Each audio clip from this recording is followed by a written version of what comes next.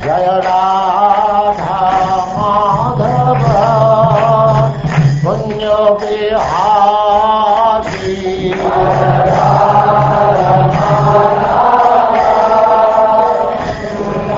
And now chapter 72, the slaying of the demon Jarasandha.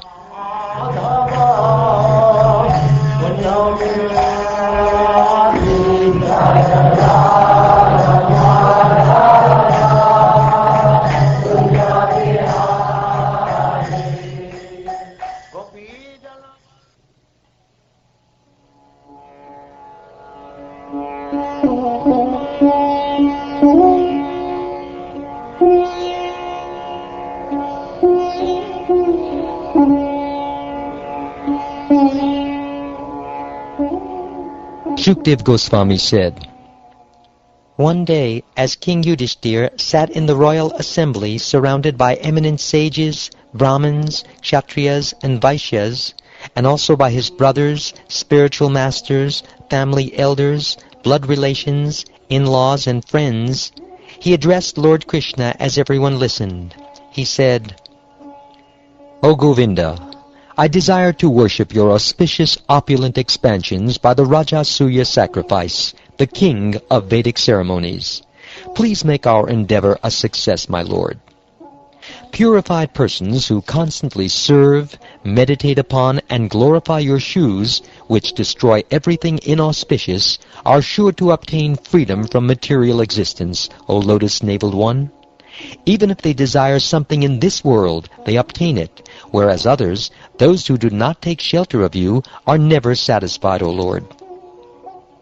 Therefore, O Lord of Lords, let the people of this world see the power of devotional service rendered to your lotus feet. Please show them, O Almighty One, the position of those Kurus and Srinjayas who worship you, and the position of those who do not. Within your mind there can be no such differentiation as this one is mine and that is another's, because you are the supreme absolute truth, the soul of all beings, always equipoised and enjoying transcendental happiness within yourself. Just like the heavenly desire tree, you bless all who properly worship you, granting their desired fruits in proportion to the service they render you. There is nothing wrong in this. But speak, O Lord." "Your decision is perfect, O King, and thus your noble fame will spread to all the worlds, O tormentor of your enemies." "Indeed, my lord, for the great sages, the forefathers, and the demigods, for our well-wishing friends, and indeed for all living beings, the performance of this king of Vedic sacrifices is desirable. First, conquer all kings. Bring the earth under your control and collect all the required paraphernalia. Then execute this great sacrifice. These brothers of yours, O king, have taken birth as partial expansions of the demigods ruling various planets. And you are so self-controlled that you have conquered even me, who am unconquerable for those who cannot control their senses. No one in this world, even a demigod, what to speak of an earthly king, can defeat my devotee with his strength, beauty, fame, or riches.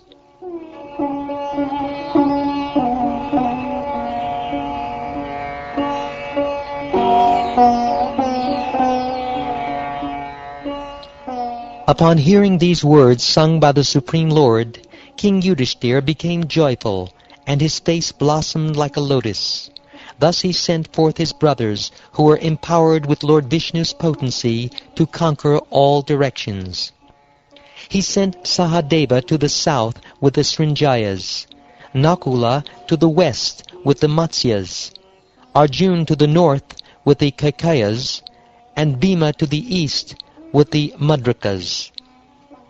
After defeating many kings with their prowess, these heroic brothers brought back abundant wealth for Yudhishthir Maharaj, who was intent on performing the sacrifice, O king.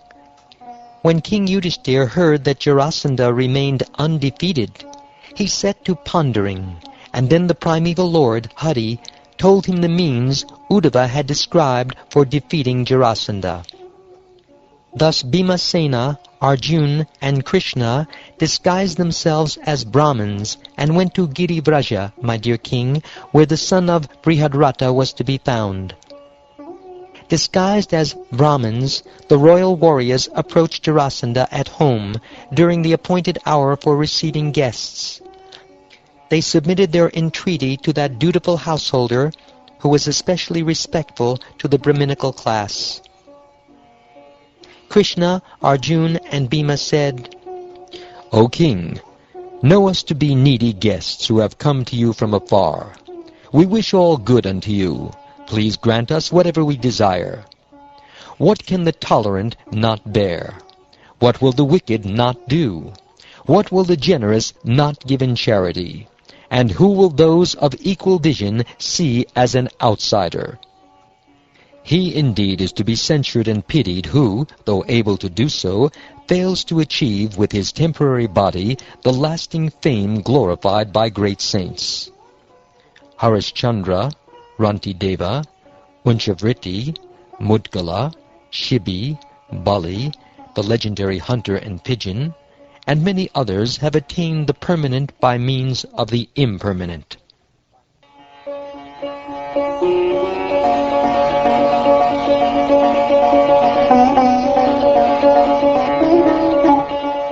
From the sound of their voices, their physical stature, and the marks of bowstrings on their forearms, Jarasandha could tell that his guests were of the royal order. He began to think he had seen them somewhere before. These are surely members of the royal order dressed as Brahmins, but still I must grant their request for charity, even if they beg me for my own body. Indeed, the spotless glories of Bali Maharaj are heard throughout the world. Lord Vishnu, wishing to recover Indra's opulence from Bali, appeared before him in the guise of a Brahmin and made him fall from his powerful position. Though aware of the ruse and forbidden by his guru, Bali, king of the demons, still gave Vishnu the whole earth in charity. What is the use of an unqualified Kshatriya who goes on living but fails to gain everlasting glory by working with his perishable body for the benefit of Brahmins?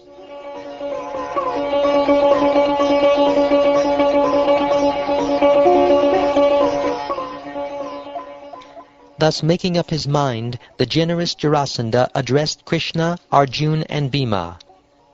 O learned Brahmins, choose whatever you wish. I will give it to you, even if it is my own head. O exalted king, give us battle in the form of a duel, if you think it fitting. We are princes and have come to beg a fight. We have no other request to make of you. Over there is Bhima, son of Pritha, and this is his brother Arjuna. Know me to be their maternal cousin, Krishna, your enemy.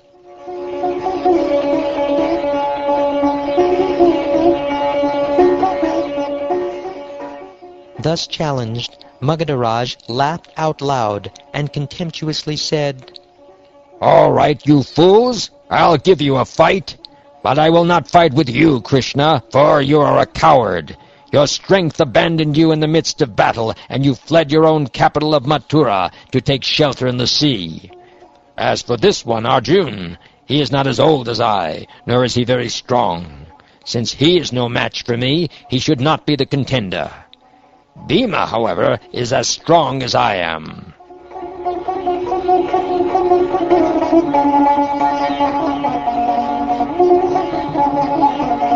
Having said this, Jarasandha offered Bhimasena a huge club, took up another himself, and went outside the city. The two heroes thus began battling each other on the level fighting grounds outside the city. Maddened with the fury of combat, they struck each other with their lightning bolt-like clubs.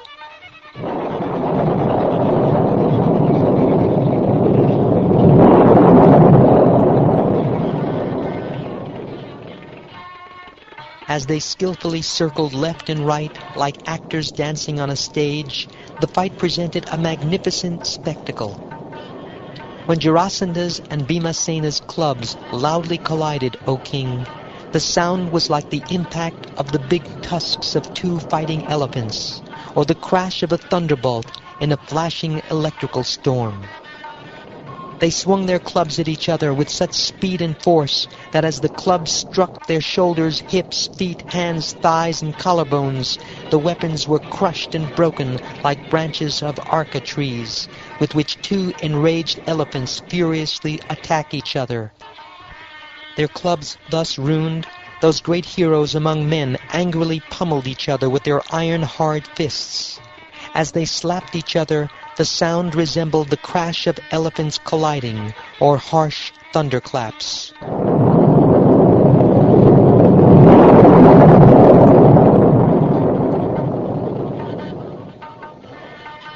As they thus fought, this contest between opponents of equal training, strength, and stamina reached no conclusion, and so they kept on fighting, O king, without any let-up. Lord Krishna knew the secret of his enemy Jarasandha's birth and death, and also knew how he had been given life by the demoness Jara. Considering all this, Lord Krishna imparted his special power to Bhima. Having determined how to kill the enemy, that Lord of infallible vision made a sign to Bhima by tearing in half a small branch of a tree. Understanding this sign, mighty Bhima, the best of fighters, seized his opponent by the feet and threw him to the ground. Bhima pressed down on one leg with his foot, while grabbing Jarasandha's other leg in his hands, and just as a great elephant might break the branch of a tree, Bhima tore Jarasandha apart from the anus upward. The king's subjects then saw him lying in two separate pieces, each with a single leg, thigh, testicle, hip, shoulder, arm, eye, eyebrow, and ear, and with half a back and chest. With the death of the Lord of Magadha, a great cry of lamentation arose, while Arjuna and Krishna congratulated Bhima by embracing him. The immeasurable Supreme Personality of Godhead, the sustainer and benefactor of all living beings, coronated Jarasandha's son, Sahadeva, as the new ruler of the Magadhas. The Lord then freed all the kings Jarasandha had imprisoned.